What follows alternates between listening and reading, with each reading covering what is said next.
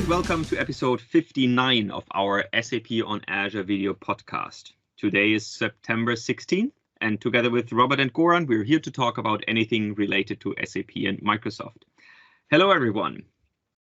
So Hi. Today, Goran is back, and actually, yes, we will have Robert talking about the SAP on Azure Construction Set.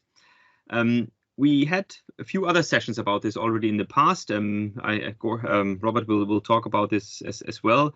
But what we want to do, actually, the three of us, discuss a little what comes next, or what can be done beyond the pure infrastructure as a service aspects, I would say. So hopefully this will be a good discussion. But before we go there, let me actually quickly take a look at some of the news from this week. Sorry for that.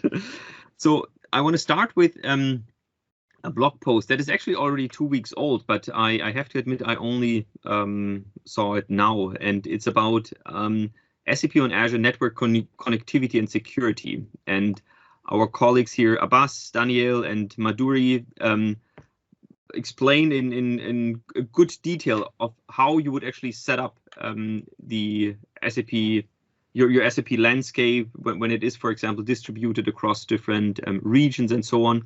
So just let's take a look at one of the first architectures here, where you have an instance running, for example, in this is South Central US and East US, for example. How you connect these different SAP systems together. So, for example, there's an SAP system, maybe the development and the prod system running here on this side, and on the other side you have your QA system. How you connect these different VNets, that you have something connected with ExpressRoute, other traffic is going via internet. Then obviously also looking at your HANA system with HANA system replication.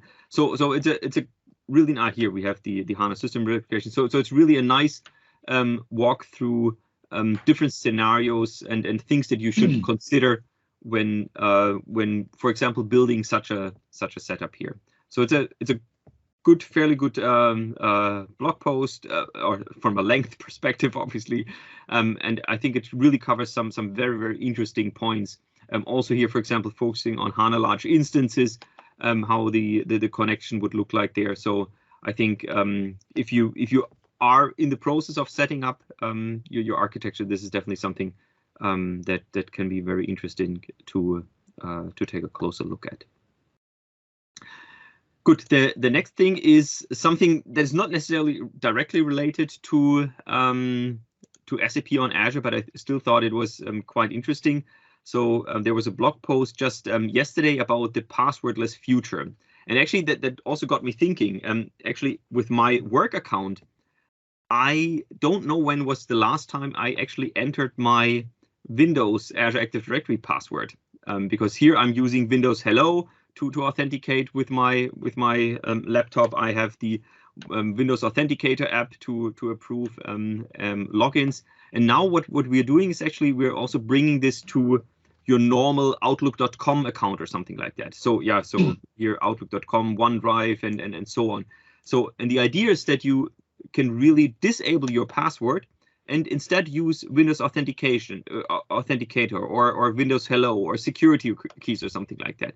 Because still, and maybe that was, that was in another blog post, but actually, typically when you think of getting hacked, it's not here. This is hackers don't break in; they log in, and it's really these passwords are very often so easy. So you use your pet's name, or you are reusing passwords, or you're using a certain formula like fall 2021, and now I guess Robert needs to change his password now to winter 2021 or something like that. So no, it. Yes. I always put in +1. +1. Okay.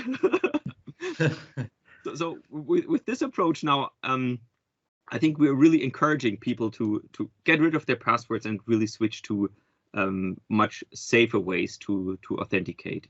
So I thought that it was definitely worth doing it. I have to admit, I have not done it yet. So I'm not completely passwordless yet, with my private accounts, but I at least have the two-step verification turned on. But I guess I should now also switch to a passwordless account here. Good. The next blog post is by Mami K. She's a new developer advocate at SAP. And so she just joined this team. And what I thought was interesting, she's now going through the journey of learning ABAP. So apparently she didn't know ABAP yet.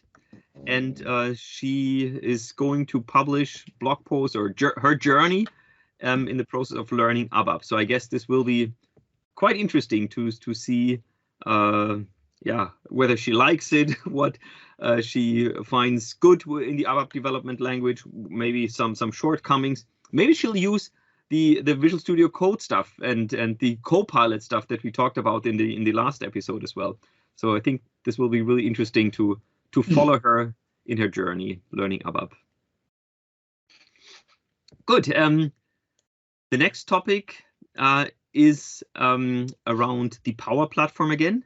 So we talked about the Power Automate desktop, or some videos that Apostolus had released a few weeks actually already ago. And these videos were so popular, I would say, and the white paper that he had created, that now this is really part of the official docs.microsoft.com documentation. So if you want to use an RPA solution to also automate your SAP GUI, then you can just follow these steps that Apostolus has created here. Again, they're also all accompanied with the video series that he has created. So there's really a lot of fantastic content there. If you want to, or if you are interested in automating your SAP GUI steps, then definitely take a look here at these sections in docs.microsoft.com. Okay, moving on. If you are interested in deploying an SAP system from scratch, obviously there are multiple options how you can do this. I think we talked obviously about the Terraform and Ansible scripts that Morgan and Kimo have made available on GitHub. We obviously have ARM templates that help you in the setup. And so far, whenever we were talking about the SAP Cloud Appliance Library, the CAL was used to install demo and sandbox environments. Now, in the last few weeks and months, actually, we've been working with SAP to also enhance the Cloud Appliance Library to deploy production-ready environments to Azure. So the idea is very similar like what you do with the CAL, with the Cloud Appliance Library today. You select a solution, you do some configurations, and then if you click on deploy, then you get a really production-ready, in the first step, S4HANA 2020 FPS 02 system. So we've worked together with SAP to create an architecture here. It's now really embedded and available as a pilot in the Cloud Appliance Library. You can really deploy this in your own Azure subscription, obviously. So if you're interested in participating in the pilot, then sign up. So just send an email to cal.admin@sap.com. We start the testing now. The plan is to end in November 21. So if you're interested in this, if you are in the process of deploying an S4HANA system, then maybe this is something really interesting for you. I guess this can really speed up implementations if you are going to S4HANA. And speaking of speeding up implementations or having a fast implementation time, we just released another customer success story with thyssenKrupp Steel Europe.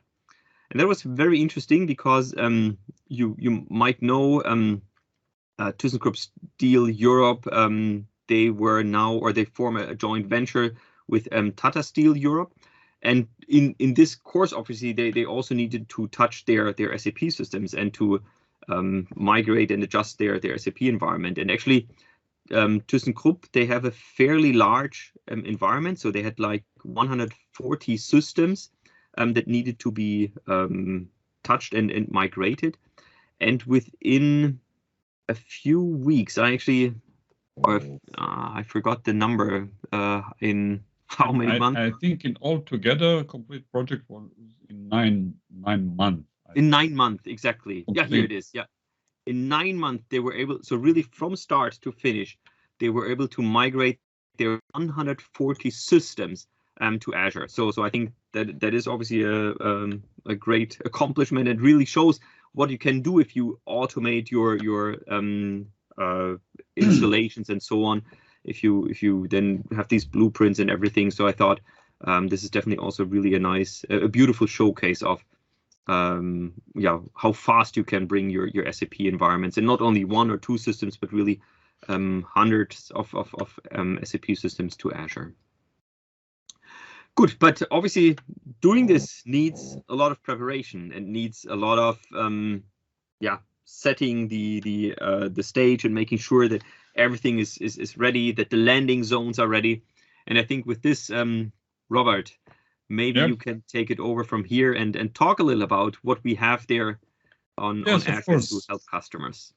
Yeah, before we start, as you mentioned, we already have a podcast number 18 about Cloud Adoption Framework with Niels.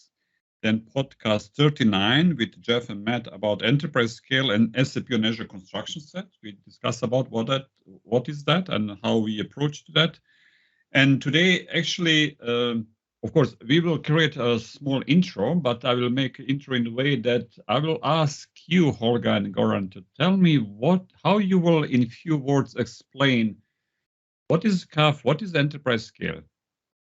Be careful, in few words, don't steal my show. So what you think, Holger, is Cloud Adoption Framework? How you start? I think for me it's a starting guide basically for a customer. Think of a customer that is running on-premises solution. So I know exactly where my server is. I know exactly what size it has, how the network is, and how I can access my SAP system, stuff like that. And now, for the very first time, I need to migrate my systems to Azure. Maybe the CEO asked me to do this, or maybe I really need new hardware. I need more flexibility and stuff like that. So for me now, it's the very first time to get started. And obviously, we have a lot of documentation on Azure. And for me, the SAP landing zone basically is really exactly this to get me started. What do I need to do? How do I get started to set up my Azure infrastructure? To tell me what are the virtual machines? What are the network setups? What are the things that I need to consider to then finally be able to install my SAP system on Azure? So it's basically a guide for me to get started. Yeah, I would say also a very structured way, going through all those different aspects, how to migrate and how to operate it in SAP in the cloud. So in a very structured way, yeah. But this is exactly what I expect. So actually, you see, when we're discussing about, I will just go through my slides. I will not go in presentation mode. So, I mean, you mentioned something like this, that we have something like, requirements from customer side, and we need to somehow map this to the new cloud environment. So somehow we are trying to starting with implementation always with lift and shift, yeah? Or you see from Holger perspective, you are explaining the story that there's a new world there that we will start to automate one part, leverage that automation, leverage that scalability we have behind the automation, and somehow have the results in that cloud. But still, you see, we are still in this, how I call it, traditional thinking. And I will give you a little bit a hint why I think this is traditional thinking. So, when we are going from one environment when we have already established practices and we learn a lot on premise, how to maintain, how to customize, how to operate those SAP landscapes. So, and we also have very good tools, and most of those tools have so-called connectors or providers which are supporting that new cloud environments. So, it's very normal question to ask ourselves, okay, why we need to change anything, because everything is there. Yeah? Because it's true that we can use that flexibility of infrastructure as a code. This is what we are talking about, is fast deployment. We are actually leveraging mostly that part of fast deployment. Yeah? But let's concentrate something a little bit on this infrastructure, the core part. So we have this code on the end. Yeah. So let's now switch to development mindset. So when we are talking about coding, we are talking about decoupling, problems in small pieces. We before call it components. Now we call it services or microservices. So we learn from cloud server, client server architecture till over service-oriented architecture till today's services. How to do it. So we try to, to create individual components, reuse those components just to be able to very quickly respond to business requirements. And still, we can still live in a monolith world if we are not sure how we are exposing those services. And this is also true in infrastructure as a code. It's all about coding, but if we are ignoring development practices like DevOps, like Agile methodology, everything what we learn in development and using infrastructure as a code as a monolith solution, then still we are not on the right level of using that functionality or that feature. So we will just use those concepts to somehow intelligently copy paste old habits. Yeah? And this is what is forcing us to somehow go in this way of doing this in this slide. So the customer in the middle, maybe it's partner, maybe it's customer IT, will somehow request or collect all requirements from customer and just provide solution inside the cloud, inside the private cloud. So they are always, help desk mindset, create a ticket and I will change something for you. Yeah? And but the cloud is much more. So if we go in the direction that we say, hey, if I have an option to now using this DevOps methodology where I can say, hey, during the DevOps cycles, I can control who can do what, not just if we are going traditional networking example. So I'm a networking expert, yeah, and I will handle all our network issues and I will configure a network, which is on-premise makes sense because I need to be sure that security is okay, that the routings are okay, and everything what is under the network topic. But in cloud, I can still do that. And if I continue to do that as on-premise, I'm still one single person or one help desk item somewhere in the menu, which I need to contact to change something.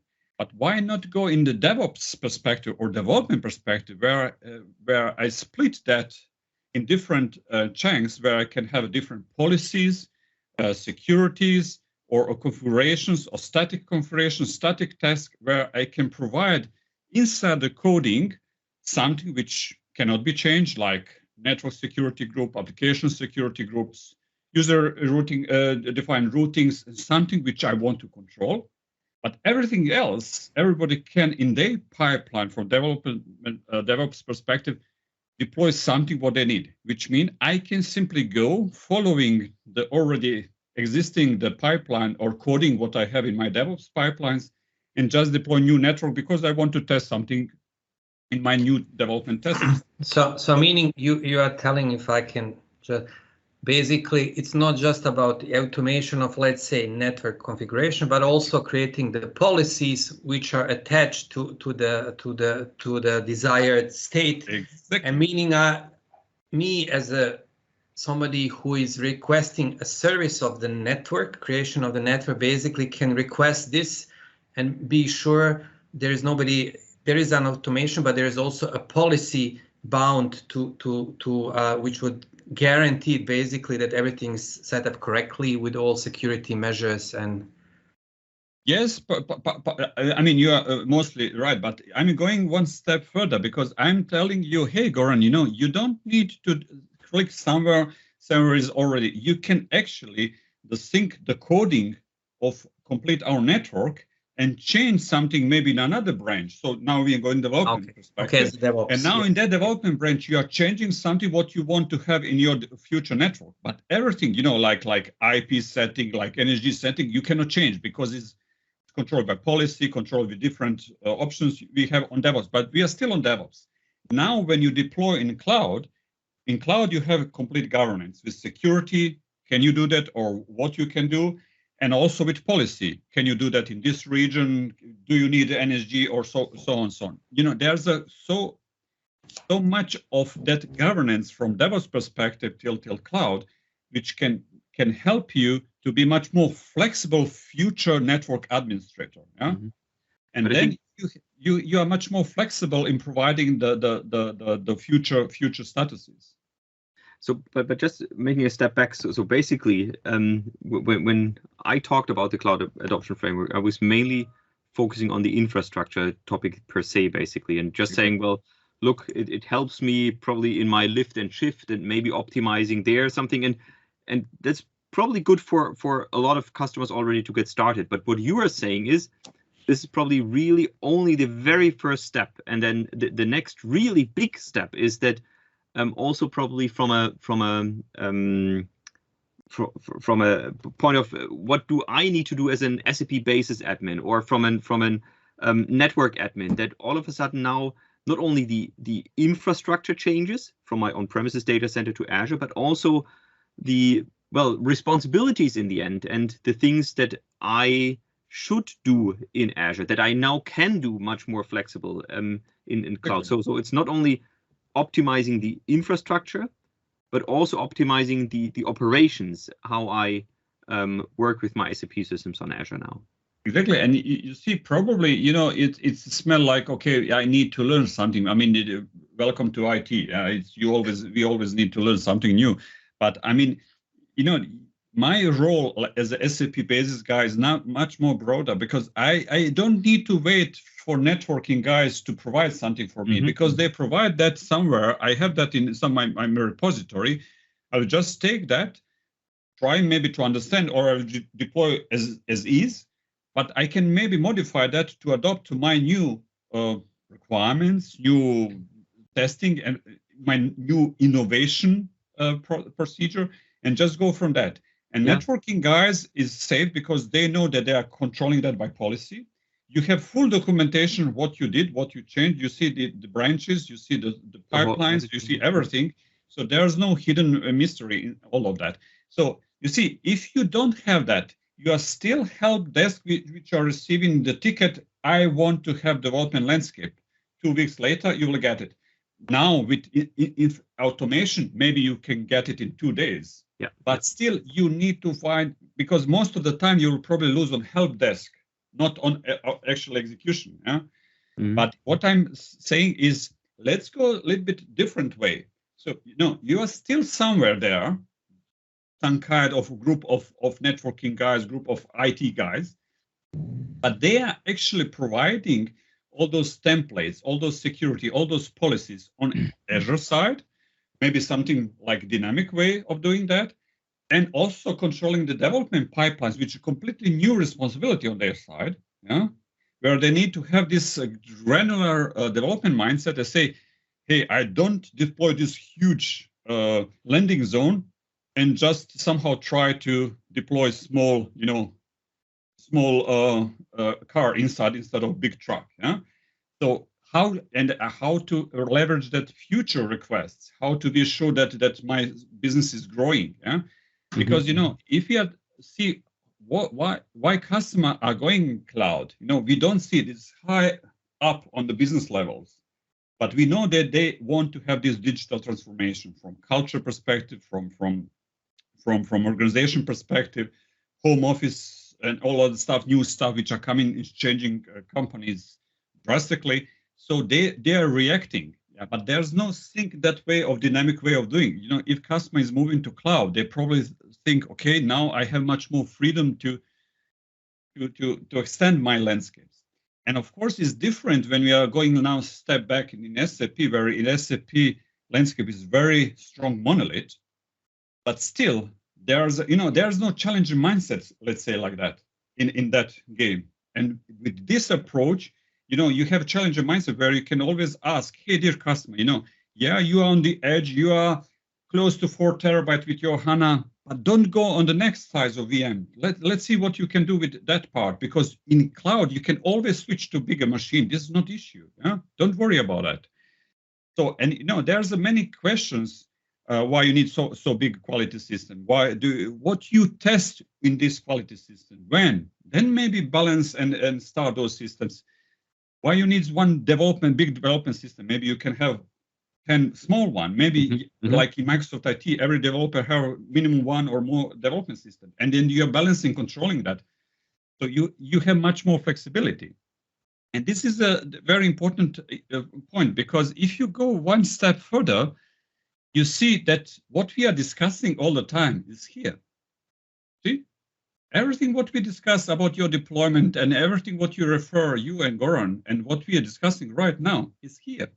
We absolutely don't discuss about those parts here. Are we ready really to go in that mindset? Yeah, I'm a experienced SAP guys. I have a SAP business knowledge. I can do it. Yes, from SAP perspective, but everything else, I don't That's think a good point. Yeah.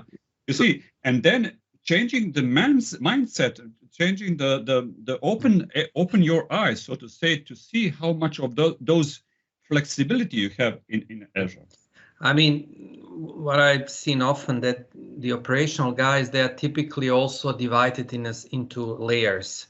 So it's not always the case. Microsoft IT is very unique because they now deploy also the Azure infrastructure by themselves, managed by themselves, which is great.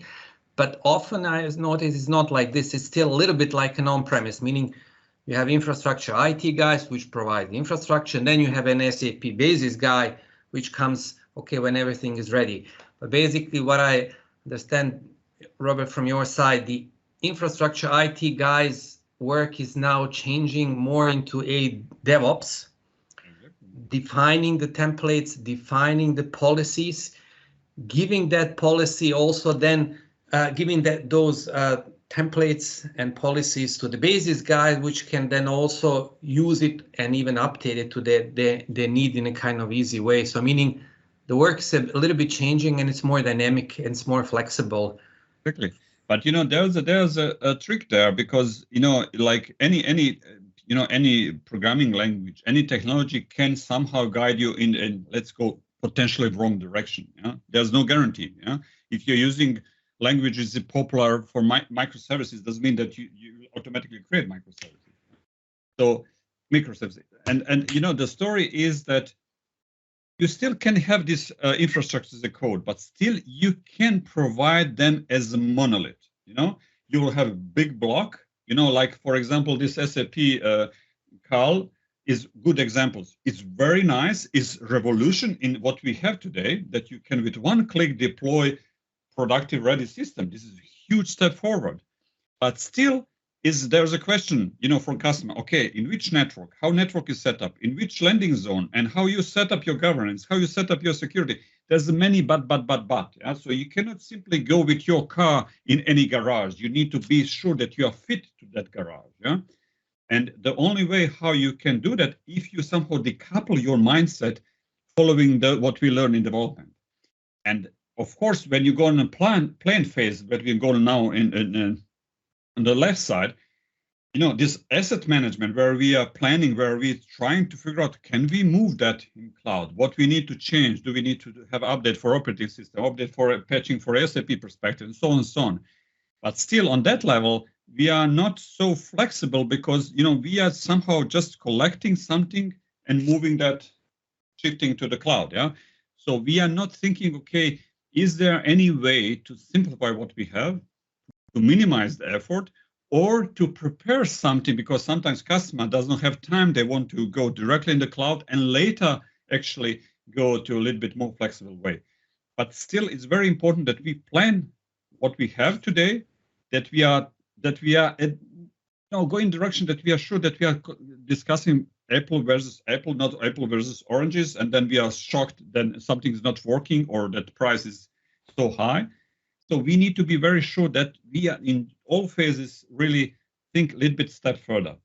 And of course, what is very important, if you take a look, the favorite part from Holger, this innovation part, yeah, we're talking about integration and everything else.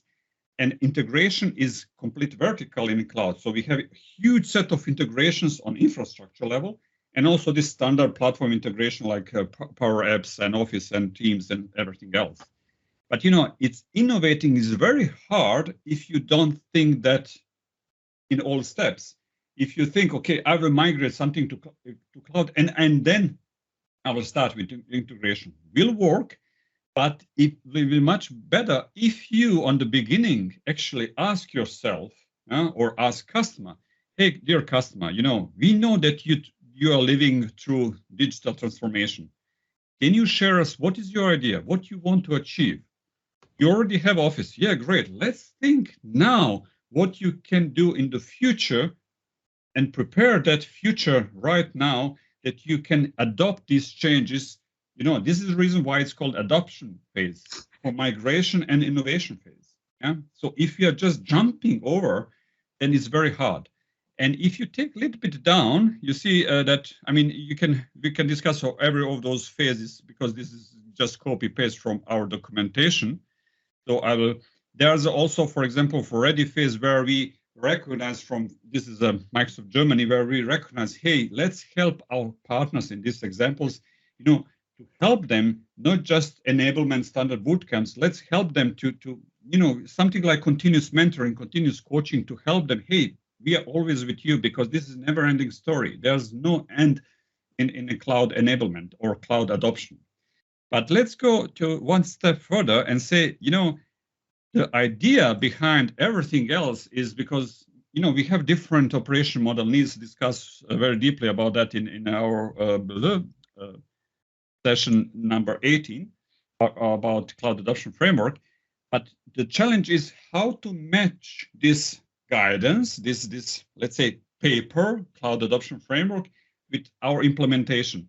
How to find the match? Okay, which topics are very important? Which part of complete this story we should somehow help a customer to grab a little bit deeper and understand how to change something in those focus topics. And this is actually enterprise scale. Enterprise scale is somehow splitting all different topics like management monitoring, network topology, security, and everything else, and then polish those topics and explain you, hey, be careful when you go into networking, be careful when you go into security. So here's our best practices. You can extend your best practices without the best practices. And you see, there's so much granularity here. If you don't have something like DevOps, you are lost in space. Yeah, this is the point. Of course, we have a big picture. Yeah, but this big picture is just suggestions, just the best practices from our perspective, how you should do it. But it's up to you. Do you want to adopt all those phases in this way, or maybe you want to go another way?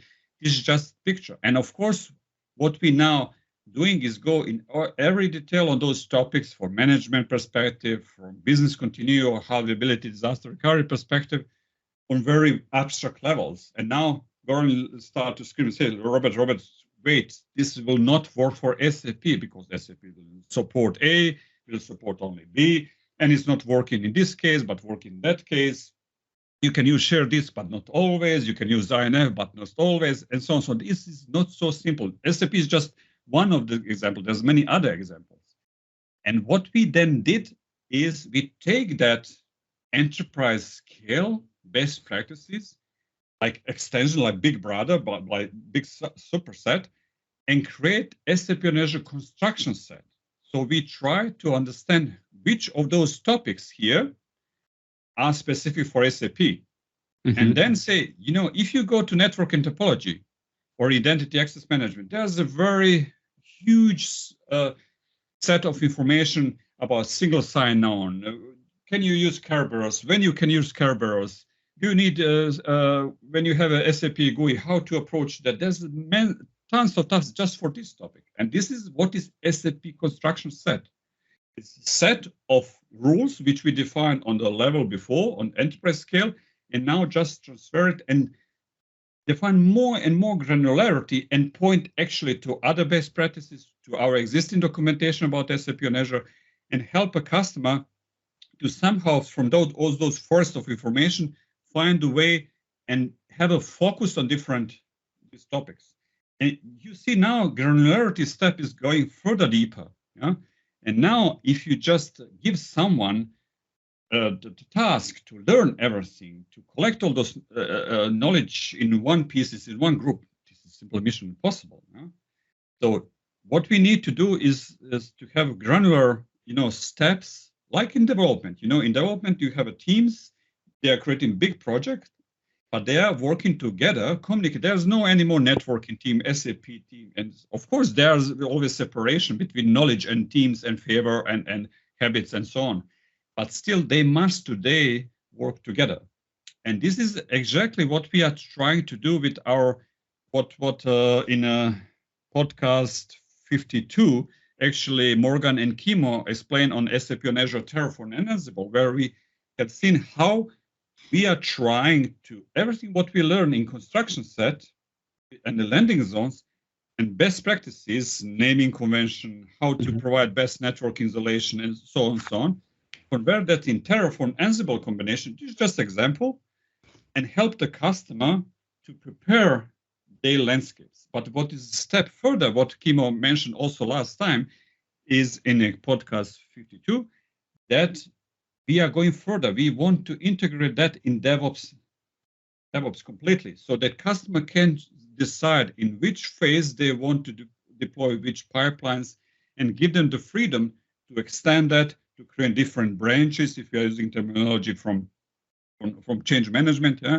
and then decide, okay, this part will go in this customer, this part will go maybe only for testing, and provide the policy, provide control. So you have the best documentation. In development, we always mention that the coding is best documentation, if it's clear enough. So this is a way where we can balance. And then this is the opportunity for us where we can learn much, much more. And now just press the little bit pause and pull the brake. If you now see that we need to know much more about complete project, we need to be aware of all those steps from strategical perspective, from planning perspective, for ready perspective, all those pieces in the cloud adoption framework will help us to migrate SAP landscape, but will help us a lot to prepare ourselves for innovation. And this is why it's today so difficult in SAP on Azure projects to discuss about innovation, because we are discussing about innovation too late. I mean, it's never too late. You can always implement that. But the story is that we can bring that on the surface on the beginning. We don't need to implement, prepare everything and set up the team. No, we just need to be ready that we have, let's call it channels, which will just later activate and just go further with further innovation steps. So let's say now I have already running my SAP system on Azure, and I didn't follow the construction set. So I mean, I made it work. Everything is running fine. So what would be your recommendation now to help me get on the right track again, so to say, to really infuse this innovation? The assumption is we need to balance some assumptions. So if I say, okay, the customer doesn't have any governance or basic security, but let's take assumption that is already done. So if it's governance there, so policies are provided and the subscription organization is done and the resource group are good organized, the naming convention is already there. The next step is simply to see which part of that complete landscape I need to have a flexible. We are discussing about innovation on the infrastructure level. As you see, last time on the podcast 56, Semi discussed about this Azure Monitor for SAP. Now is good time, to maybe activate that, because it will help me to control everything what is happening in cloud. Now my Azure understand my SAP environments. And now I need to somehow leverage that flexibility to see, hey, do I really need to ask every time someone when I need development landscape? Do I need really to always ask someone when I need to do some testing in my cluster environment for my testing, where I want to test failover and so on? So is there any way that I can develop something which I'm just deploying, testing, and deleting? There's many steps where you can automate that. And now, like on images on premise, images on premise, you prepare several images for several cases, and you just, when you ask your IT trigger that image and provide your landscape. Yeah. But maintenance of those images is always nightmare. You need to patch them, you need to maintain them, and you need to have a catalog of that. You can still work on the, how they call it, images in Azure. You can also integrate those images. I don't remember how it's called, this service. Doesn't matter. But still, you can integrate with, you can browse it, you can Google it, I think. The image gallery? Meantime, this is custom image Azure. Yeah. You can now integrate with DevOps. Yeah? So you can also have that in pipeline. So creation of your anonymization of your images. So you can still do that.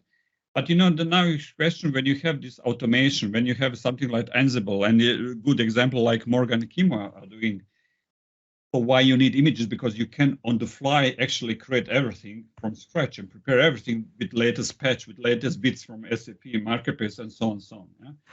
So then you have much more freedom. Yeah. So then you have much more freedom also to innovate, because from our SAP time that several times, not several times, many times we faced in our duet times, we cannot test something because IT is not so fast in response, because nobody there knows how to install SharePoint, and then we need to install SharePoint, and so on. So there's always some problems there. So, but if you now with cloud have option to provide those templates and provide them very creatively and dynamically in DevOps, there's no end. You can really, if you have enough knowledge, you can say, okay, I will use that branch. I have another idea, create test branch, and just provide some new landscape for innovation ABC. Yeah? So you don't need to wait your IT to provide something for you. Yeah. And of course, what in podcast 17, Philip mentioned about Azure cost management. Yeah, this is also kind of policy. So you can provide cost management control and say, hey, yeah, but you are over your budget. Be careful, you are close to end of your budget, and so on and so on. And so the cloud give you complete, not just give you key of your future data center, give you much more. Yeah.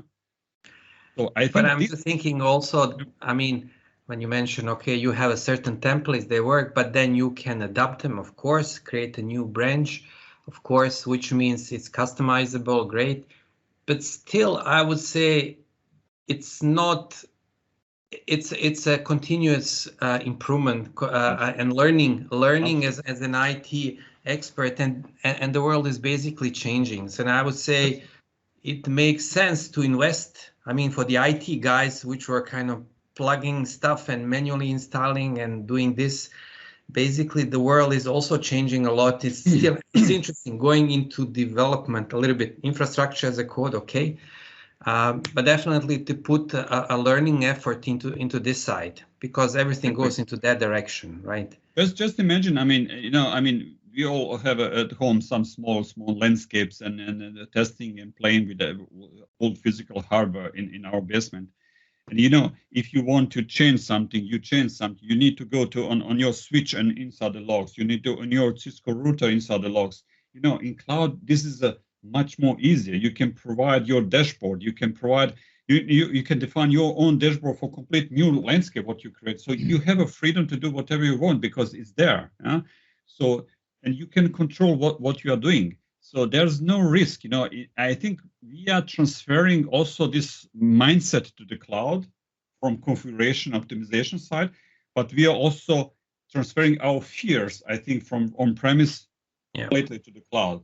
And we are just copy-paste all those fears because we know that it's very difficult to change something on premise. Yeah, and maybe in some scenario that also actually I think makes sense or is a valid first step. So I still know a lot of customers where I was part of the migration or something like that. They started to use third-party backup solutions because that is what they were used to work with on premises. They knew it was working. They knew it was reliable and so on because it had worked for years for on premises. So that was the first start. They when they migrated their SAP systems to Azure, that's what they used. That's what they still continue to use. But now, and I like this circle that you have here. Now, maybe it has been running a few years on Azure and it's perfectly fine, but it still does make sense to revisit also components that have been running there. And so potentially now with the Azure backup solution for HANA, and I think that's exactly this empowerment. Now I, as the SAP basis guy, I can maybe just give it a try. I can just configure it, test it out. If it doesn't work for me, okay, fine, then nothing changes. But if it does, and this is maybe also this DevOps angle to hold, I just give it a try. I see if it's working. If it's working, then I can start creating policies around it. I can start rolling it out to more systems, and then potentially get rid of my third-party backup solution, just as one example. And this is a very good example to actually you answer your question a few minutes before, what with existing customer. This is exactly a valid point. There's no boundaries. If customer have tons of scripts and they already have experience how to do it, they like their management operation tool. It's not, you're now in cloud, drop everything. No, for God's sake. Yeah. No, use it, but don't stop there.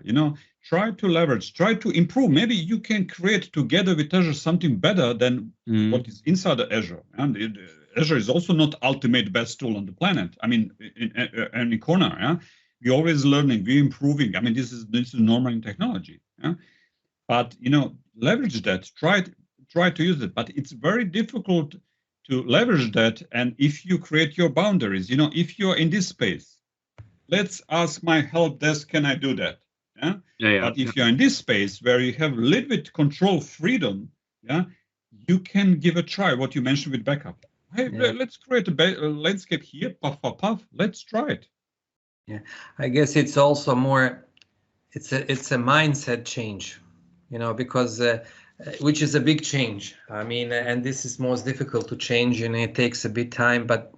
I'm sure, Robert, when you also work with the partners or when we work with customer and you show something like this, there's a wow effect, when they realize, okay, wow, what does that actually means, right? Yeah, and this is good, good option. And this is very good to point figure to Holger again, because, wow effect is always on Holger presentation because he's always presenting these integration topics, innovation topics, and you have this wow effect, yeah? But now with customers approaching to their department, they say, okay, hey, we want to test that what Holger presented last week, yeah? And they say, okay, you will get that in 1 month because we need to prepare our landscapes. Doesn't matter, is this on cloud or not in cloud? There's a huge set of opportunity to automate that, to be able to just also doing on our side. This is what we also need to prepare to customer to be a little bit more flexible on that part. Cloud adoption framework was before a few years revolution, yeah? Because now I can click and deploy and I have test landscape full of test data. Wow, thank God, finally I can do that, yeah? But you see, it's now normal tool, yeah? So we need to leverage that and customer need to leverage that to have this kind of flexibility to react much faster. And customer is expecting that from us. And is to see this, how hot this topic, for example, in Germany is about digitalization and that is not going well. Because you see that it's always, going slow because, your leg is somehow trapped somewhere in the mud. Yeah? So you cannot move. So there's always option. And I just have on the screen, this is the Cloud Adoption Framework documentation. If you just go aka.ms/CAF, you will reach that page. And then if you click something here, so I already know what I'm searching. So if you go to the adoption journeys and adoption scenarios, you will see this SAP. When you click that, then you are actually inside SAP Construction Set. You see that we have strategy, we have a planning, we have a preparation, we have migrate, we have innovate. So we just adopt everything, and we have a list of all existing best practices or architectures. We have also architecture link parts, and also you see that these topics like network, resource organization are simply copy paste what we learn from enterprise scale, like a top information source, and now we adopt it to SAP. Yeah, and if you go a little bit deeper, you will see there's some some architect. There's one link where I cannot find it. You see Azure Monitor for SAP is here, integration with Azure Active Directory is here. So you see, huge set of information how to do it with Ariba, with Fiori, with SuccessFactors, and so on and so on. Yeah? So it's not that you are late. You are never late. In cloud is much more flexible. Also on premise, you're never late. On premise, you need a little bit more money to invest and prepare for your innovation. In cloud, you just need to decide. Yeah. And of course, you need to decide to spend some money. Yeah. But I would say because the cloud is extremely dynamic, meaning new things are coming or existing are being improved. Yep. There's always, from time to time, you need to revisit and say, can you do it more easily? Are there new cloud services which can make my life operational part easier? Can I change some older components with the new one? So meaning, I would say generally, you need to revisit from time to time your architecture and see. Exactly. And this is the reason why this below here, the box to box of governance and manager, operation management perspective, yeah, actually, I like to see them like 360 here, because this is never ending. You know, there's no ending of optimization in cloud. And I think this is what partner must understand. This is the future money for them, because customer will always ask for optimization because they want to save money and be ready for new changes and new improvements. You know, I just wrote down, I think it's just have a thought yesterday. So I think, you know, if you said that cloud adoption framework is something like a language for digital transformation, not adoption. I will call it revolution, because you know there's also adoption framework on AWS. There's an adoption framework also on Google. So you see that all cloud vendors have the same thought to help customer to leverage cloud, yeah, and to help them to understand what is the best way inside the cloud. Because this is the future. Because if you are not flexible and you are in cloud, you know, you will need to invest in the future much more effort to make a next step. And so it's better to think a little bit brighter today. And as a colleague mentioned, I don't have a time, I don't have a chance, I don't have a money or whatever. My team is not yet so flexible. Let's first migrate to cloud and then do it in cloud. Yes, of course, because optimization and ops management perspective is much easier inside the cloud as on premise. And of course, now we have a much more opportunity, you know, opportunity to invest in something. We will have a trigger huge innovation perspective, because our guys will be free from boring task of configuring Cisco routers and so on and so on. Yeah? Just dummy example. And, you know, they will have a much more chance to understand, okay, how to improve something.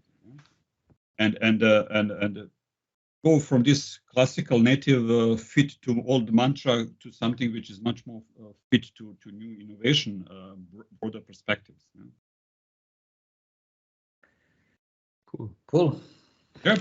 So, you know, the complete story is today what I want with this podcast is, you know, yeah, we discussed about cloud adoption framework once more. This is podcast number 18.